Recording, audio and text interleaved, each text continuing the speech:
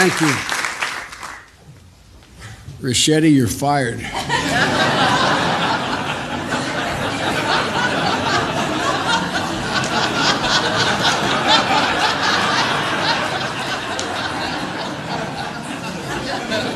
For the press, Richetti's my chief of staff.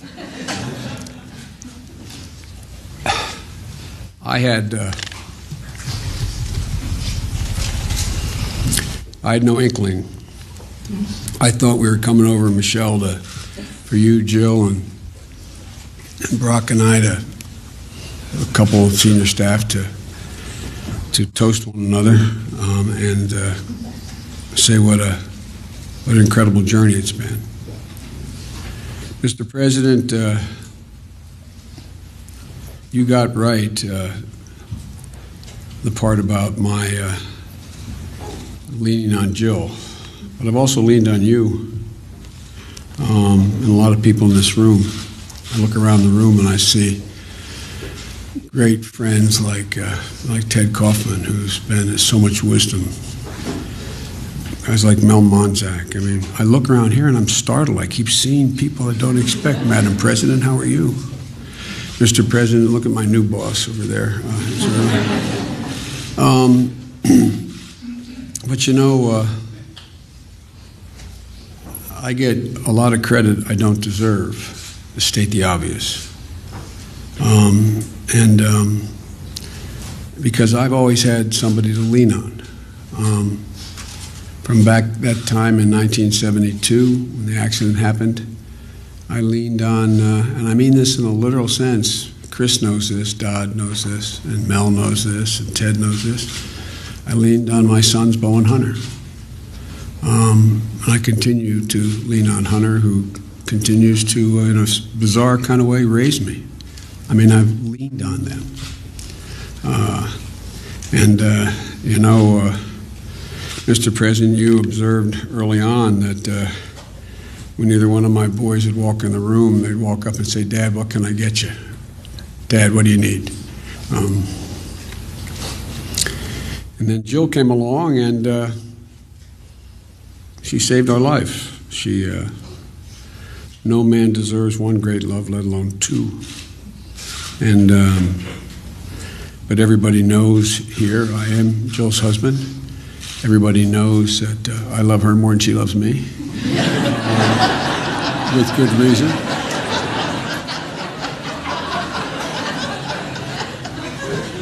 And she gave me the most precious gift, the love of my life, the life of my love, my daughter Ashley. And I've continued to lean on the family.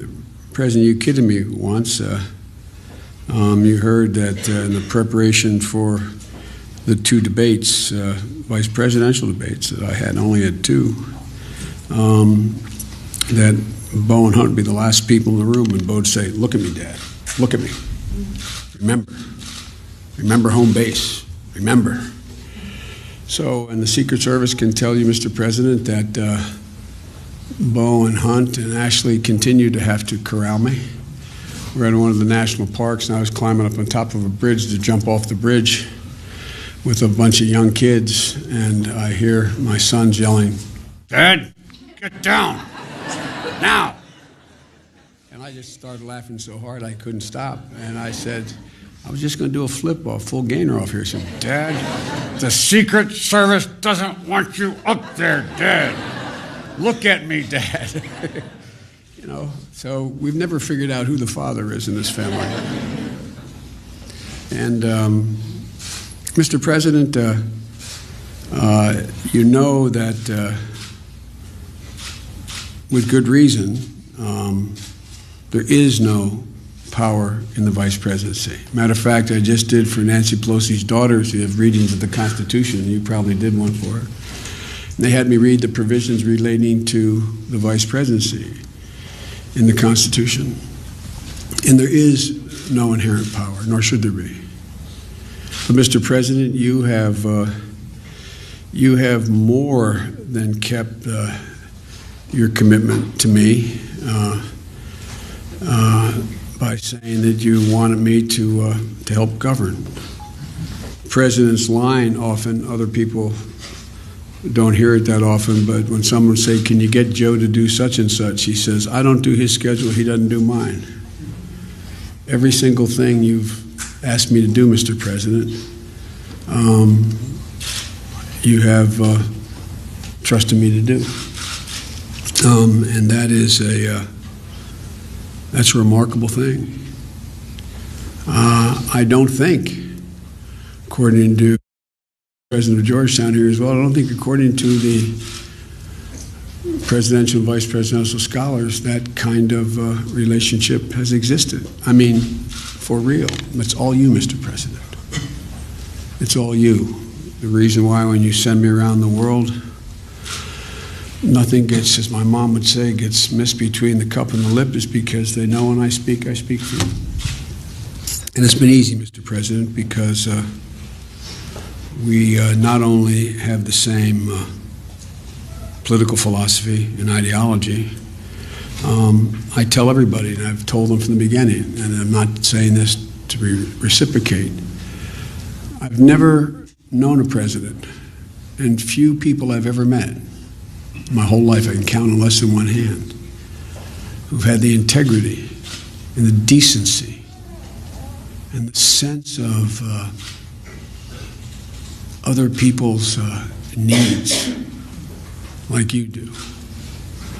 I know you're upset when I told the story about when Hunt and I were worried that Bo would have to, that he would, as a matter of honor, decide he had to step down as Attorney General while he was fighting his battle because he had aphasia. He was losing his ability to speak. And he didn't want to ever be in a position where, to him, everything was about duty and honor.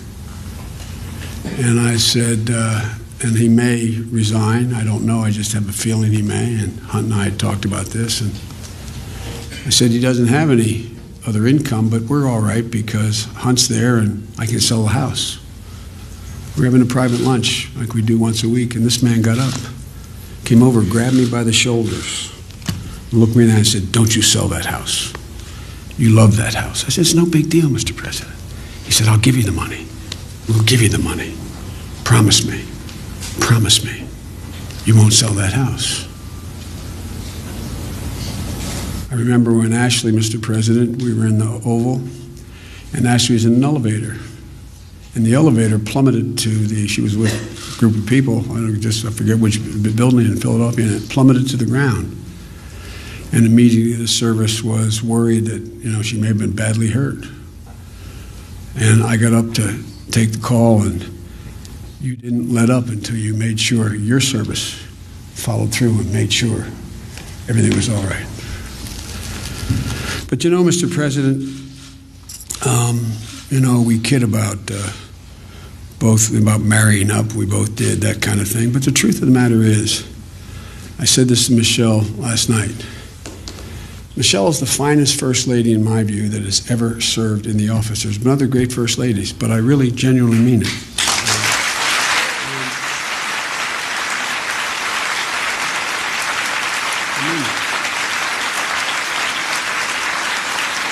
I kid.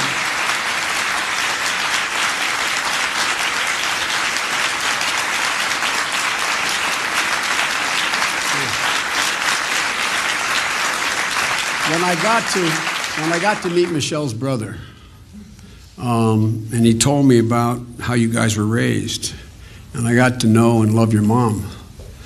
If your mom were 15 years older, she could have been my mom. I mean, literally, the way you were raised, the way we were raised, there wasn't any difference.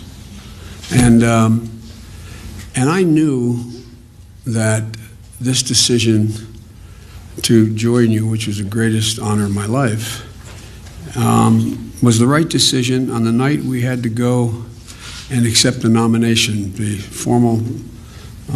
be nominated at the convention. And Finnegan, who's now 18 years old, was then 10 years old. And she came to me and she said, Pop, is it okay if the room that we're in, Finnegan, Maisie, and Naomi, that we have the beds taken out? And I said, why?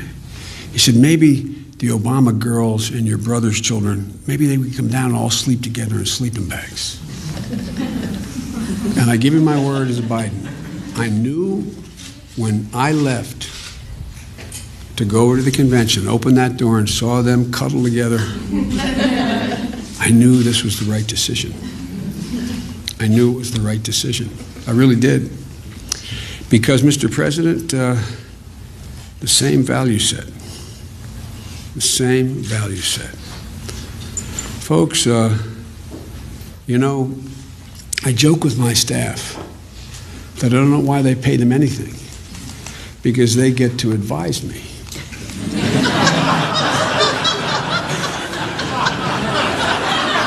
Let me explain what I mean by that. As the president of the University of Delaware, where my heart resides, in my home campus of Delaware, as he can tell you, I get to give you advice. I get to be the last guy in the room and give you advice on the most difficult decisions anyone has to make in the whole world. But I get to walk out, and you make it all by yourself. All by yourself. Harry Truman was right about the buck stopping at the desk. And I've never once doubted on these life and death decisions. I never once doubted that your judgment was flawed. Not once. Not once. We've disagreed and we've argued and we've raised our voices to one another, which we made a deal we'd be completely open like brothers with one another. But Mr. President, I watched you under intense fire. I will venture to say that no president in history has had as many novel crises land on his desk in all of history. The Civil War was worse, the World War II was worse, World War I. But, Mr. President, almost every one of the crises you faced was a case of first instance. A case of first instance. I watched that prodigious mind and that heart as big as your head. I've watched you. I've watched how you've acted. When you see a woman or man under intense pressure, you get a measure, and you know that, Michelle, and your daughters know it as well. This is a remarkable man. And I just hope that the asterisk in history that is attached to my name when they talk about this presidency is that I can say I was part of the journey of a remarkable man who did remarkable things for this country.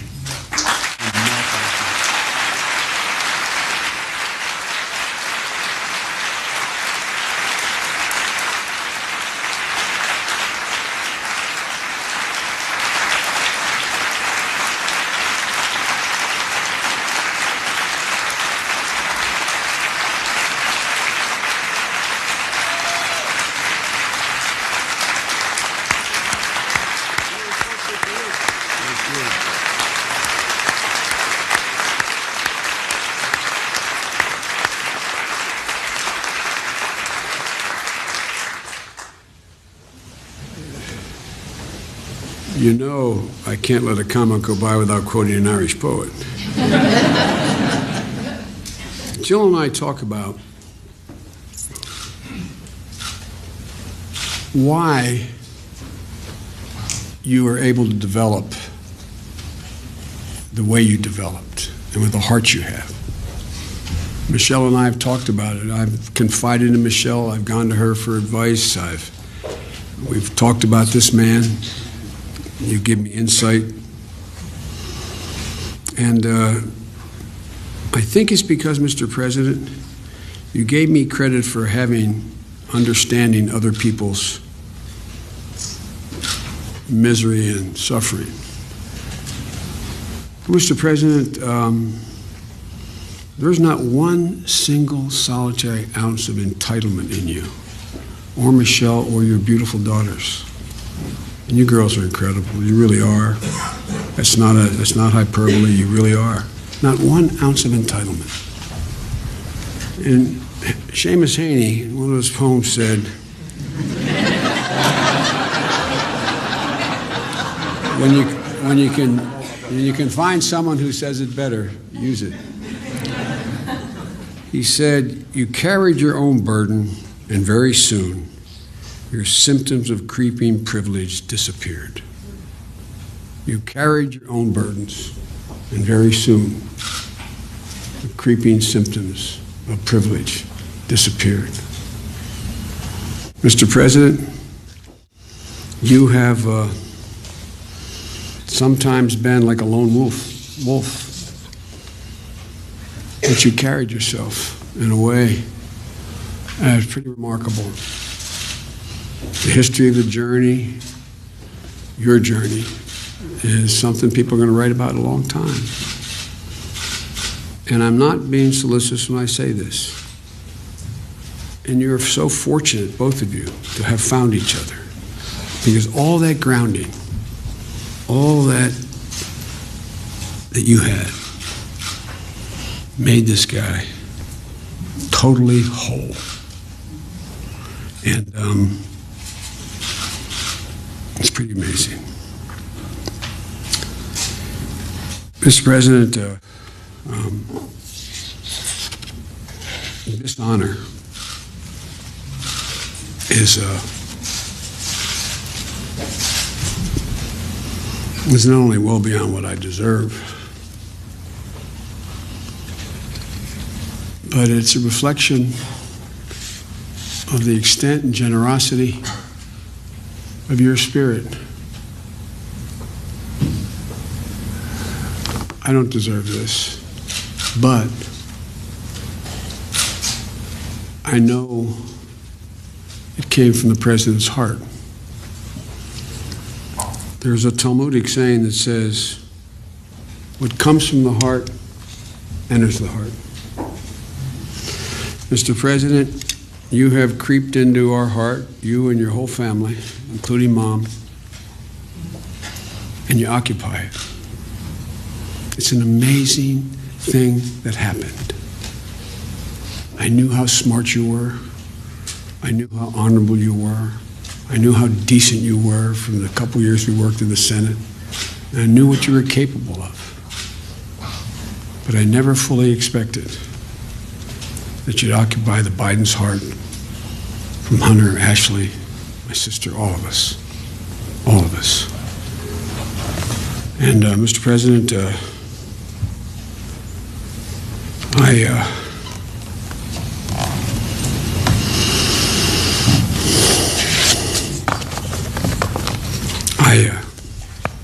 I'm indebted to you. I'm indebted to your friendship. I'm indebted to your family. And I'll tell you, I'll end on a humorous note. We're having lunches, and mostly, and it's whatever in either one of our minds. We talk about family an awful lot.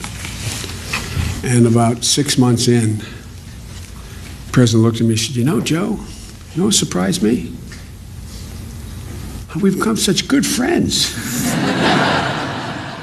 And I said, "Surprised you?"